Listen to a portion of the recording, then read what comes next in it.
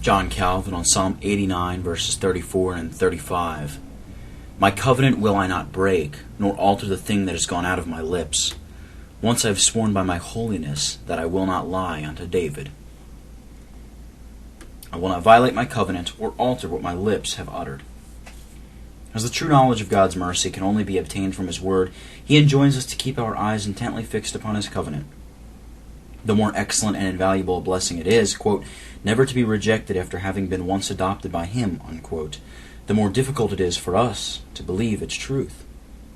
We know how many thoughts from time to time present themselves in our minds, tempting us to call it in question.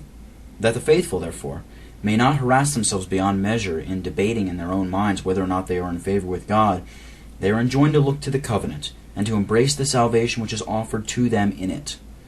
God here commends to us His own faithfulness, that we may account His promise sufficient, and that we may not seek the certainty of our salvation anywhere else.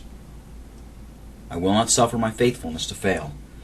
God promises not only to be faithful on His side, but also that what He has promised shall take full effect despite all the impediments which men may cast in the way, for He will strive against their sins, that by means of them the fruit of His goodness may not be prevented from reaching them.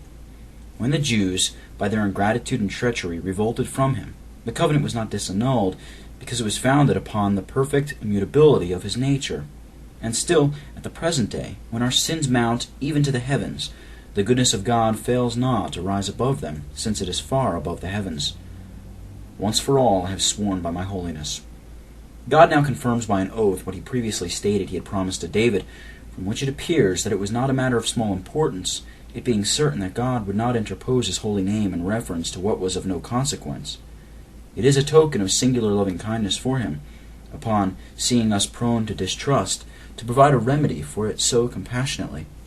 We have, therefore, so much the less excuse if we do not embrace, with true and unwavering faith, His promise which is so strongly ratified, since in His deep interest about our salvation He does not withhold His oath, that we may yield entire credence to His word.